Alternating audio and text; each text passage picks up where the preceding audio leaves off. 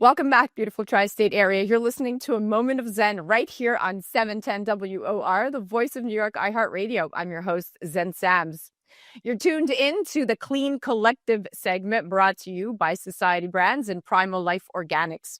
Now, here's something to chew on, literally. Nearly 70% of adults experience jaw clenching or grinding, often unconsciously, and I'm one of them, according to the American Dental Association, that is. But what if I told you that this seemingly minor habit could ripple through your entire musculoskeletal system, impacting your posture, your breath, even your ability to recover from injury or manage chronic pain? Today's headliner is all about tension, breath, and pain, what your jaw might be telling you about the rest of your body. We're going to dive into the real connection between jaw tension, dysfunctional breathing patterns, and systemic physical breakdown. It's all correlated. And no one is more qualified to walk us through this than Dr. Jen Fraboni. She's a PT and she has a doctorate in physical therapy. She's an internationally renowned physical therapist and founder of the Jen.Health platform and app, and co-host of the Optimal Body podcast alongside her brilliant husband. She's been featured in Shape, Self, Men's Fitness, and even landed the cover of Oxygen magazine. Her holistic, evidence-based approach has helped millions. They move smarter, breathe better, and finally, living pain-free. Now, if you've ever clenched your teeth during a stressful Zoom call or woken up with neck stiffness and had no idea why, this one's definitely for you. Welcoming now to the show is the amazing Dr. Jen. Welcome, superstar. Thank you so much for having me. I really appreciate it. I'm very honored. So excited. So I'm going to dive right in. I waste no time here. Thank you for being our expert on the microphone series. Now, I'm going to dive into something that's really personal to me. This is affecting me currently. And we're conditioned to think of pain as isolated, right? Like a shoulder issue, a back tweak, a tight hip.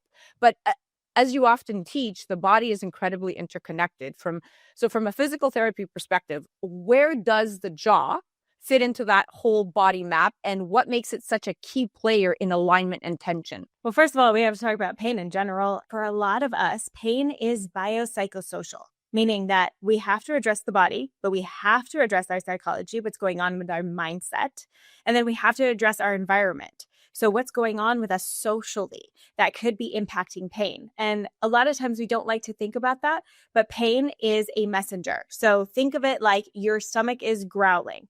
That means you're hungry.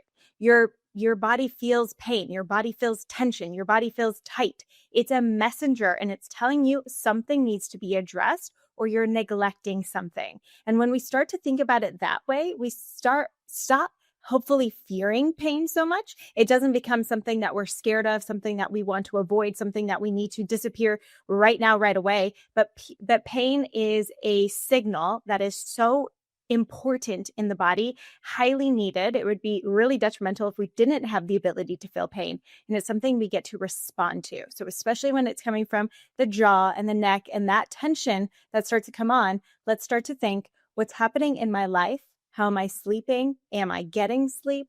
Am I moving my body? Have I been strength training, mobility? How am I breathing? All of these factors start to play a role in what we're feeling around the jaw. So say that I am dealing with a lot of forward head posture and I'm never getting out of this position. Forward head posture itself is not a bad thing. And we actually have research that shows that your head coming forward isn't necessarily a reason for pain. However, we have to address that if we're always staying here, we're never coming out of this position, we don't know how to find our head over our body, that's going to affect our entire airflow. So now if my head's always forward, my rib cage is down, I'm putting pressure down onto my respiratory diaphragm. Now I might be pooching out my stomach. I'm going to put pressure down into my pelvic floor. So now I'm getting tension at the jaw, tension into my rib cage, and I'm not allowing my respiratory diaphragm to expand. Tension into my pelvic floor. I might be experiencing leaking. I might be experiencing some other symptoms that you have no idea even relate all the way back up to how I'm breathing and where my jaw is. Wow, you're blowing my mind right now. And in fact, women are disproportionately affected by jaw dysfunction. Sometimes estimates say up to 90% of TMJ sufferers are women, right? So like that should signal something. So what are some of the signs of jaw dysfunction or TMD that may not scream jaw issue at that first glance, like what you're talking about? And how might those symptoms show up elsewhere in the body? So like I said, we could experience leaking within the body, pelvic floor tension, maybe difficulty going to the restroom, or you notice after you go to the restroom, you're still leaking a little bit. You're like, why didn't my bladder completely relax, right? Well, it's not necessarily the bladder, but it could be the pelvic floor that's holding a Hmm. lot of tension. So Right. how we breathe is affecting everything that we're filling up into the jaw, even how I'm moving from my upper back, my thoracic spine, how I'm expanding from my rib cage. If I'm not expanding laterally from my rib cage, then I could be affecting the movement of my respiratory diaphragm. And a lot of times when I say, hey, take a deep breath in, what is the first thing everyone does? When I say take a deep breath in, everyone raises their shoulders up into their ears. If you look into the mirror, your neck is going to be tensioning when you do that, right? That is the opposite of what we want to do when we're saying to take a nice, deep, relaxing breath. When I think, and then when I, on the flip side, think, okay, a bear is chasing you. What are you going to do? I'm going to breathe into my chest. My shoulders are going to come up, and I do that exact same breath pattern. So if that is the breath pattern that is getting me in that sympathetic, stressful state, why would I be doing that breath pattern when I'm trying to relax and take a deep, Oh my relaxing breath? God. Oh, it's such a powerful reframing what you just said right there. So breath work, which that subject you cover so beautifully on your platform. What you just said was a little bit of so much more insight that people could find there. But what's the difference biomechanically between mouth breathing and nasal breathing? And how does that impact our posture, our mobility, or even our energy levels throughout the day? So when we're nasal breathing, first of all, we're filtering out a lot more of the air. So if we don't want to be breathing in a lot of the air that we're walking around in and pollution, then we want to be shutting our mouth more throughout the day. When we're breathing, it's causing a little bit of restriction in how much oxygen can get in. So it forces the diaphragm to have to work a little bit harder to get that breath, which increases the strength of our diaphragm, which is going to help to improve our intra-abdominal pressure. We're going to start lifting better. We're going to start having better core stability just by breathing from our nose. Not only that, but with that restriction, we're going to increase our nitric oxide. Nitric oxide is amazing because it's going to help to oxygenate all of our body. So if I can increase the oxygen to my brain, increase the oxygen to my muscles, then I'm going to feel better throughout the day as well. I'm going to feel more alert. I'm not going to be reaching for those extra cups of coffee. So just by nasal breathing, we also turn on our parasympathetic system, our rest, relax, digest. And again, most of the people who are living in pain, especially when it comes to chronic pain, you're having chronic recurrent pain, we are stuck in the sympathetic system, and our brain is on overdrive and can no longer filter out the signals that it should be filtering out throughout the day. And that's why our pain response is so elevated and so high. So if we want that to drop down at all, we have to start thinking about how we're breathing, particularly nasal breathing, shutting our mouth more throughout the day. And really, we're breathing from our mouth when we're talking and when we're exercising hard. That's the only times that we should be using our mouth. Wow. So it's not just how we breathe, it's where we breathe from. And that really challenges how many of us move through our daily lives, especially under stress, right? Yes. So let's layer in the stress conversation. So we're all walking around in this low grade fight or flight mode, whether we want to believe it or not, Right. especially here in the city. What happens to the physical body, nervous system, muscles, posture when we're constantly clenching our jaw or breathing shallowly under stress? We're constantly telling our body that it needs to be on high alert. And so those pain signals are going to be higher. What we feel throughout the day is going to be higher. That tension is going to be higher, no matter how much you foam roll, no matter how much you massage gun it out or trying to stretch it, you are going to feel a little bit more tense within the body. And the way to help to reduce that is to start to get into that parasympathetic breath. Place your hands on your low rib cage. Give it a little squeeze. Tell me, can you expand from that rib cage laterally? You could do this when you're driving. You could do it before you step into your house. You know, you're going to have a crazy busy house. You could do it before a work meeting. Taking 2 to 5 intentional slow breaths from your nose, placing your hands on your rib cage, tongue at the roof of the mouth, and lips closed. This is going to help to reduce everything. Now let's think about the length of the breath, because again, if I'm thinking someone's chasing me, something's really stressful, I'm in this inhaled state. But if I go to get a massage, if I'm relaxed, it's an automatic, it's a long exhale.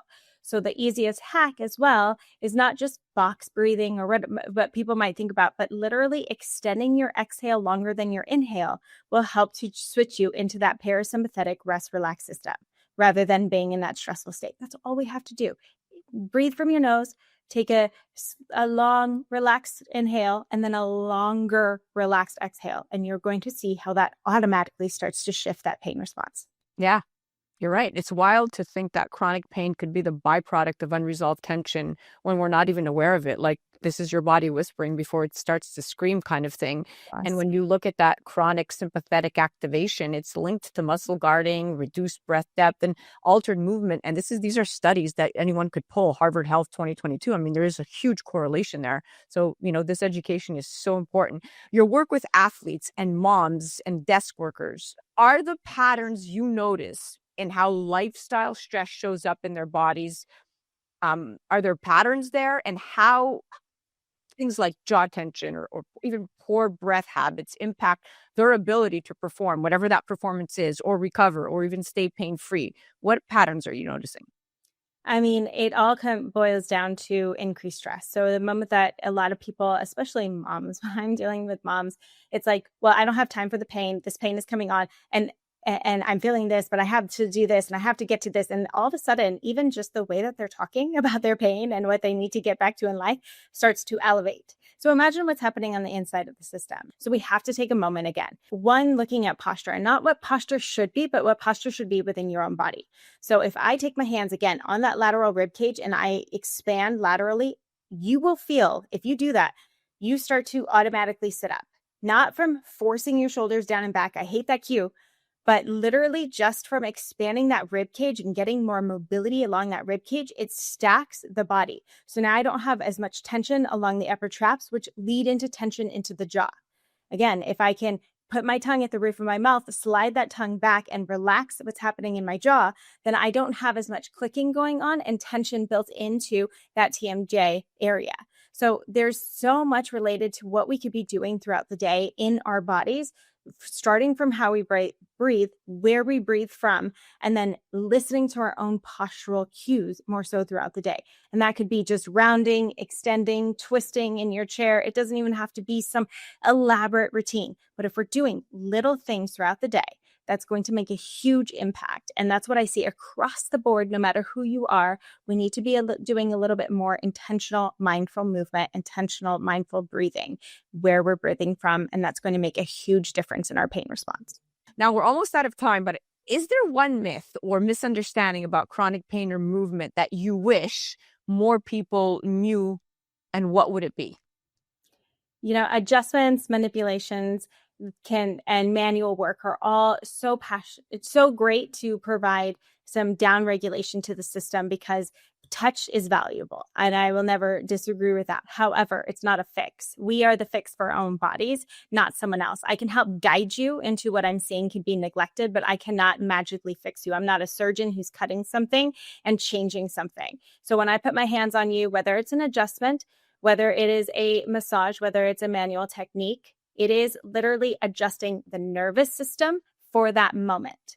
But it's not putting a bone back into place. It's not moving back. It's not literally adjusting a joint. It's creating a pocket of change in that joint. It stretches the joint, which causes what's called a cavitation, and it creates that noise that we hear.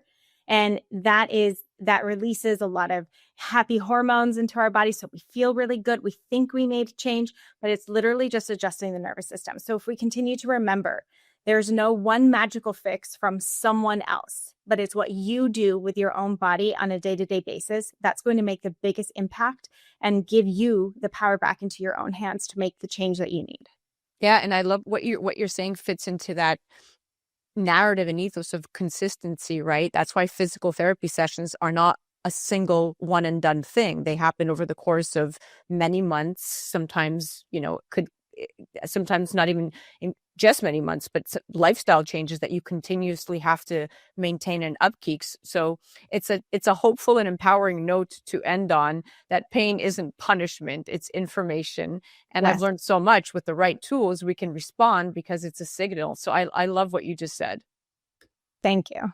All right, for those ready to move better, breathe deeper, and finally ditch that pain, you could head to Jen.Health and follow her on the gram at DocJenFit for daily tools, demos, and doses of mobility motivation.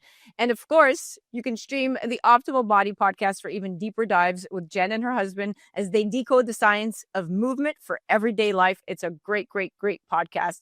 This has been the Clean Collective segment brought to you by Society Brands and Primal Life Organics, reminding you to clean up your habits, not just your products. You're listening to A Moment of Zen right here on 710 WOR, the voice of New York, iHeartRadio. We'll be right back after this. A Moment of Zen is brought to you by Primal Life Organics. Still brushing with chemical paste and fluoride-era formulas? Upgrade to Primal Life's tooth powder, powered by enamel-building nano-hydroxyapatite and real organic cinnamon oil to naturally whiten, strengthen, and restore your mouth's mineral balance. No foam, no dyes, just science-backed minerals that really work. Cleaner, whiter, stronger. That's the Primal Life promise. Visit PrimalLifeOrganics.com/Zen for 15% off. Detox your smile today.